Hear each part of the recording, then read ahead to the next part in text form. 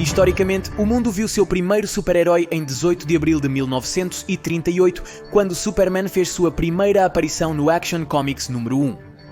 E naquele momento era um personagem extremamente inovador, diferente de tudo que o mundo tinha visto até então. Tanto que o apelidavam de O Homem de Amanhã. Este personagem deu início a uma primeira era de super-heróis que gozou de grande popularidade. Mas os tempos foram mudando e o amanhã passou ao seu lado. Conforme os anos foram passando, outros quadrinhos e personagens foram ganhando espaço e o conceito de super-herói foi evoluindo com o tempo. Assim, as novas histórias exploravam perguntas como: o que aconteceria se os super-heróis não fossem esses seres perfeitos em que acreditávamos? E se eles são tão poderosos que simplesmente não se importam conosco?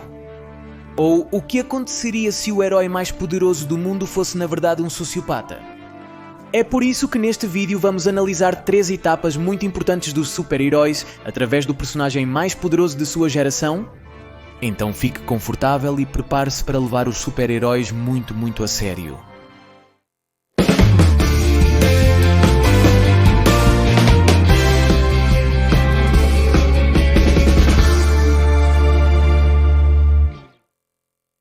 Se você mora no México e quer apoiar o canal, ainda dá tempo de pedir suas camisetas do Monitor Geek.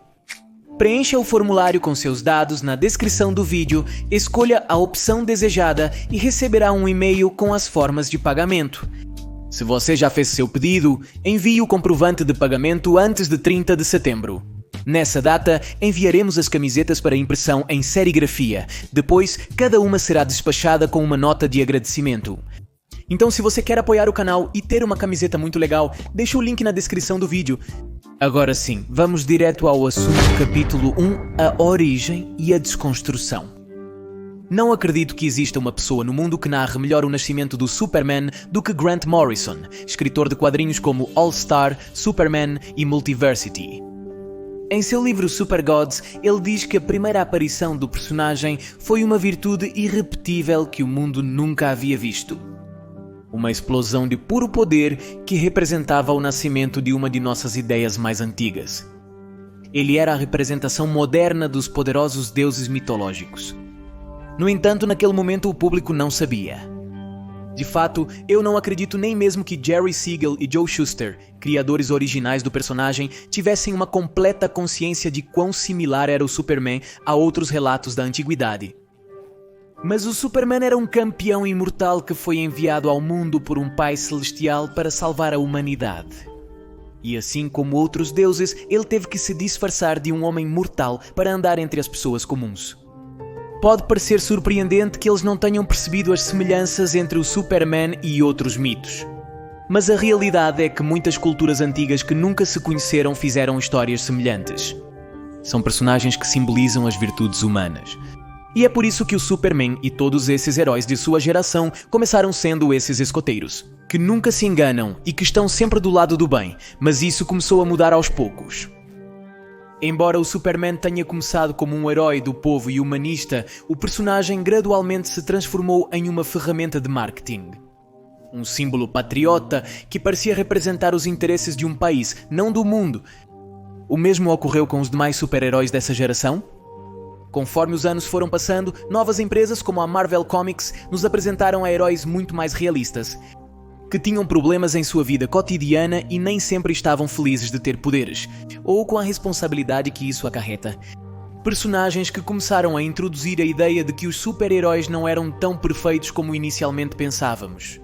Os anos foram passando e a DC também começou a repensar a abordagem que dava aos seus heróis, já que agora pela primeira vez na história, os quadrinhos não estavam destinados ao mercado infantil, mas para os adultos que cresceram com essas histórias e queriam ler quadrinhos cada vez mais complexos.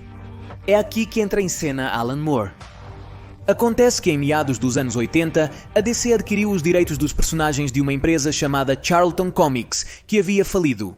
Personagens como Blue Beetle, The Question ou Captain Atom, que tinham alguns fãs, mas ficaram sem uma empresa para publicar suas histórias. Alan Moore soube da compra e pediu à DC permissão para fazer uma história com esses personagens. Mas a DC recusou, já que a história que Moore pretendia contar deixaria seus novos personagens praticamente inúteis ou demasiadamente alterados. Foi então que Moore decidiu tomar uma decisão que o levaria a escrever uma das maiores histórias dos quadrinhos do mundo, Watchmen.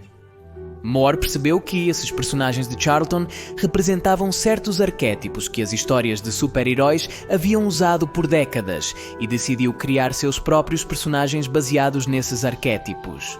Blue Beetle era o herói dos gadgets, Question, o vigilante urbano das histórias detetivescas, Peacemaker, o anti-herói violento Thunderbolt, o humano que alcança o ápice físico e mental, Nightshade, a heroína que herdou o manto de sua mãe. E finalmente, Captain Atom era o personagem super poderoso que parecia mais distante dos outros heróis e se aproximava mais dos deuses. No entanto, Moore não queria usar esses arquétipos como eram comumente usados. Ele queria ir além, ele queria contar uma história muito mais ambiciosa. E aqui é quando dizemos que o que Moore conseguiu foi a desconstrução do gênero de super-heróis e esses arquétipos.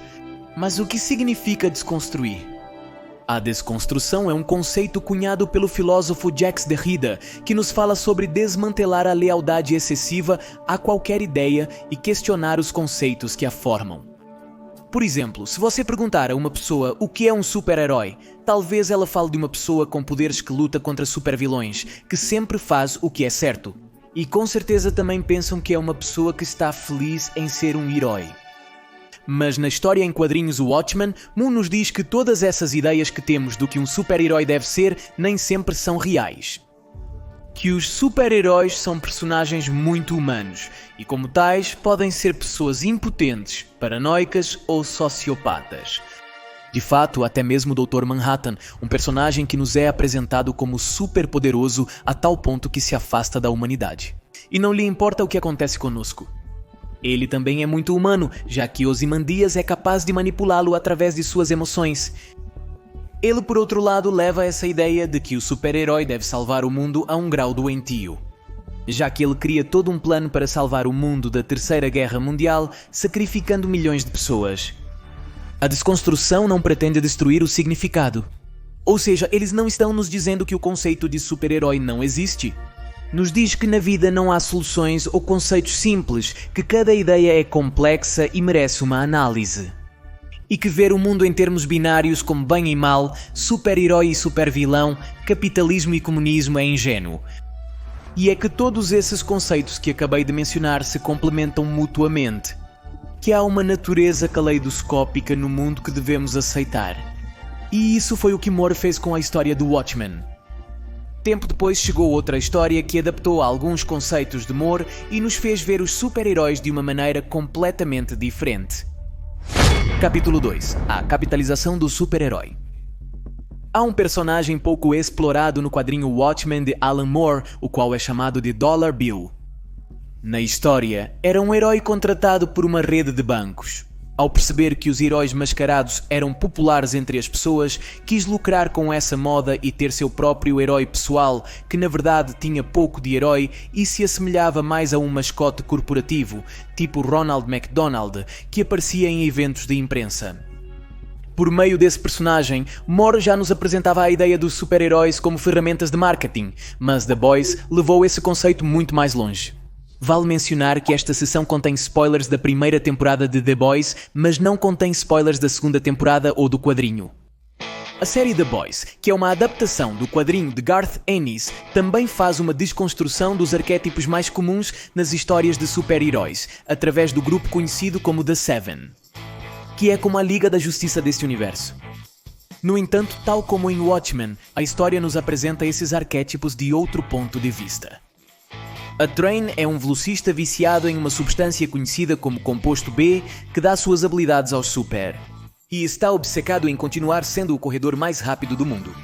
Não por querer continuar sendo um herói, mas para não perder seus vários patrocínios. Black Noir leva a escuridão do Batman a um nível ridículo, ou seja, é tão sombrio que nem mesmo fala ou se relaciona com os outros. The Tip é o herói de quem todo mundo tira sarro, digamos Aquaman, antes de Jason Momoa chegar. Ele também é um violador que sente mais empatia por golfinhos ou lagostas do que por mulheres. mas nunca é capaz de fazer nada para salvar a fauna marinha. Queen Maeve é aquela mulher super poderosa que todo mundo imagina em um relacionamento com o líder do grupo, embora secretamente ela seja bissexual e seja obrigada a deixar sua parceira. E Homelander, bem, é aquele super-herói poderoso que parece ter a confiança de todos os Estados Unidos, embora secretamente é o pior de todos. Um egocêntrico narcisista que só salva as pessoas para se sentir amado. E não tem problema em matar ou violar alguém, simplesmente porque sentiu vontade de fazer isso. Todos eles contrastam com o personagem de Starlight. Quem é essa garota novata que ainda não foi consumida pelo sistema? A série se apresenta desde o primeiro episódio, que as pessoas com superpoderes são irresponsáveis ou claramente sociopatas, que fazem o que querem sem sofrer consequências. Como Aitran correndo e atravessando o corpo de Robin nos primeiros minutos da série. Mas por que isso acontece? A história nos apresenta que os super basicamente são propriedade de uma empresa chamada Vought, que é a farmacêutica que desenvolve o Compound B. E que os super-heróis são intocáveis não porque são poderosos, com exceção do Homelander, mas porque representam lucros para a empresa. Então isso faz com que quando um super tem problemas, Vought e todo o seu arsenal de advogados estejam lá para salvar sua propriedade. No entanto, a história também nos diz que quando um super já não representa lucros, a Vought não tem nenhum problema em descartá-los. E isso é o melhor para a empresa. Aqui é onde a série brilha mais quando nos fala sobre os super-heróis, vinculados ao conceito do capitalismo. O capitalismo é um sistema econômico que se baseia na propriedade privada dos meios de produção e no conceito de livre mercado. Mas quando falamos de capitalismo, geralmente cometemos dois erros enormes. Pensar que questionar, mesmo que um pouco, o capitalismo já te faz comunista. E pensar que só existe um tipo de capitalismo. Se queremos medir quão capitalista ou comunista é uma postura, nós podemos usar uma ferramenta chamada bússola política. De acordo com este gráfico, à extrema-direita estão os pontos de vista mais capitalistas, os quais dizem que devemos dar muito mais liberdade e poder à iniciativa privada. Do outro lado temos a extrema-esquerda, que acredita que o governo deve tomar controle completo da economia. No entanto, como Derrida disse, a vida não é binária. E apesar de que a grande maioria dos países do mundo hoje em dia são capitalistas, não há um único país que esteja neste extremo. Porque a história nos ensinou que o capitalismo puro, sem a regulação do governo em assuntos como monopólios, não beneficia as pessoas. Em outras palavras, o cara musculoso que acredita que pode tornar a Coca-Cola obsoleta em um sistema puramente capitalista não faz ideia do que está falando. Na série, Vought é uma empresa que se mostra mais poderosa do que o governo dos Estados Unidos.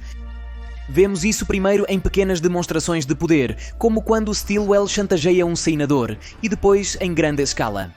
Quando o Federal Bureau of Investigation é forçado a conceder imunidade à empresa porque descobriram a existência dos superterroristas, o que torna personagens como Homelander indispensáveis. Em suma, o que estamos vendo aqui é que uma empresa farmacêutica, que é a Vought, está capitalizando o poder dos supers como se fossem armas. Aqui eles são propriedade privada, são parte dos bens da empresa e o governo não pode fazer nada a respeito. No entanto, o poder não é a única coisa que a Vought capitaliza. E é que para poder gozar da aceitação do público, a Vought tem que capitalizar conceitos como o heroísmo. E eles nos vendem a ideia de que os super são esses personagens escolhidos por Deus, que existem para nos proteger, e ao fazer isso também capitalizam a fé das pessoas. Isso vemos em todos esses eventos religiosos que os super organizam, onde vendem passes de backstage super caros. E que são muito importantes para que não vejamos personagens como Homelander de maneira perigosa. Ou seja, ele nos vende a ideia de que também é filho de Deus e uma pessoa crente. Algo que é completamente falso, mas ajuda para que as pessoas não o vejam com medo. A série também nos fala sobre como conceitos como o feminismo são usados pelas marcas quando isso as convém e como, às vezes, essas mesmas marcas são a favor da diversidade sexual e às vezes são super conservadoras, dependendo de seus interesses. Algo que podemos ver na vida real, com exemplos como a Liverpool vendendo botas feministas quando a empresa encobriu um feminicídio há alguns anos atrás para não perder a clientela da Buen Fin. O ponto da série é que tudo pode ser capitalizado e que as marcas realmente não têm um interesse genuíno em algumas lutas. Elas as usam para vender, tornando-se conservadoras ou liberais conforme a tendência. Há um momento em que Translucent diz que eles são os heróis da história porque enfrentam gangues terroristas, salvam o mundo diariamente. E ele tem um ponto. Quer dizer, se você comparar a quantidade de pessoas que Homelander salvou com a quantidade de pessoas que ele matou. Certamente ele teria números positivos, mesmo se você contar todas as pessoas que ele deixou morrer no avião. Simplesmente porque não lhe convinha salvá-las. No entanto, a vida não é uma planilha do Excel onde salvar alguém te isenta de assassinar outro. E a série claramente nos mostra que Homelander não é uma força do bem no mundo, mas uma pessoa que precisa ser detida. Ou seja, quanta liberdade devemos dar a esses personagens para agirem como quiserem. Agora, tendo isso em mente, observe o poder que algumas empresas têm no mundo e me diga quantas regulamentações ou limites você acha que elas deveriam ter. Pode parecer algo de ficção científica, mas existem empresas de tabaco que processaram países inteiros por promoverem leis que limitam o consumo de cigarros por questões de saúde. E quando a Federação Internacional de Futebol Associação organizou a Copa do Mundo no Brasil, a empresa Budweiser os fez revogar uma lei que proibia o consumo de cerveja nos estádios de futebol, depois que vários incidentes violentos foram relatados. O ponto é que o conceito de empresa privada, capitalismo ou super-herói não é ruim em si. Como dissemos, não podemos reduzir conceitos tão complexos a arquétipos tão básicos. É ingênuo pensar que algum destes conceitos é completamente positivo ou negativo. Empresas farmacêuticas como Big Pharma são necessárias para desenvolver novos medicamentos, assim como o Superman é necessário para derrotar o Brainiac. Mas quando você percebe que a Big Pharma gasta R$1 em pesquisa para cada R$19 que gasta em publicidade? Ou o seu Superman? Ele é um sociopata que está disposto a sacrificar pessoas apenas para não parecer mal. Nesse ponto, você precisa questionar a função deles na sociedade ou regulá-los. A ideia, então, é tirar esses conceitos do pedestal em que os colocamos. Da mesma maneira que ao longo dos anos nos questionamos o papel dos super-heróis nas histórias em quadrinhos. Espere, se curtiu este vídeo ensaio, sugiro assistir este outro onde também levo os super-heróis bem a sério. E os vinculo com temas sociais. Ou este outro, onde explico com mais detalhes todas as épocas dos quadrinhos. Por hoje é tudo, sou Cole e convido-te a continuar a ver além do óbvio inscrevendo-te no meu canal.